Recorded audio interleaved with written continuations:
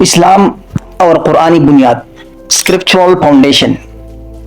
السلام علیکم ورحمۃ اللہ، میں ہوں مصباح الحق عثمانی۔ آج ہم جناتی اثرات کا وہ پہلو دیکھیں گے جو قرآن اور سائنس دونوں سے ثابت ہے۔ قرآنی آیات الذین یأکلون الربا لا یقومون الا کما یقوم الذی یتخبطہ الشیطان من المس۔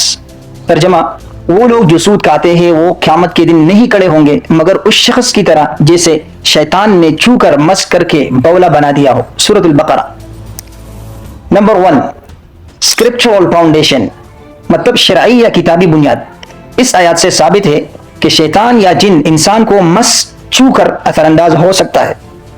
یہ ہماری اسکرپچرل فاؤنڈیشن ہے۔ حصہ دوم، سائنسی حقیقت، scientific logic. Number 2، pure thermal energy, مطلب خالص حرارتی توانائی۔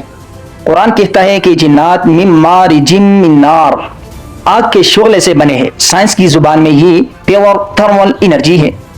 نمبر 3، بایو الیکٹریسٹی، انسانی جسم کی بجلی۔ انسان کا اعصابی نظام بجلی کی لہروں پر چلتا ہے، بایو الیکٹریسٹی کہتے ہیں۔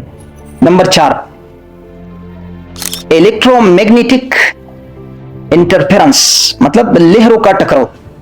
جب جناتی حرارت اور انسانی بجلی ٹکراتی ہے تو دماغی سگنلز میں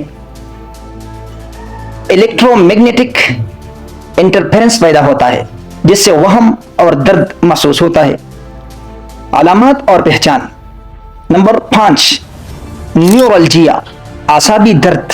اگر میڈیکل رپورٹس نارمل ہے مگر جسم میں لہروں والا درد ہو تو اسے میڈیکل میں نیورالجیا اور روحانیت میں جناتی اثر کہتے ہیں۔ نمبر 6، اسپرچوئل ریزسٹنس، مطلب روحانی مزاحمت۔ قرآن سن کر گھبراہٹ ہونا اسپرچوئل ریزسٹنس ہے، کیونکہ کلام الہی کی فریکوینسی جناتی توانائی کو جلا دیتی ہے۔ نمبر 7، ریکرنگ نائٹ میئرس، بار بار آنے والے ڈروانے خواب۔ کالے سانپ، بلیا یا اونچائی سے گرنا ریکرنگ نائٹ میئرس کہلاتے ہیں۔ یہ آپ کی دماغ پر بیرونی قبضے کی نشانی ہے۔ حتمی نتیجہ اور علاج۔ فائنل ورڈکٹ، حتمی فیصلہ۔ میرا فائنل ورڈکٹ یہ ہے کہ یہ کوئی پاگل پن نہیں بلکہ انرجی کا مسئلہ ہے۔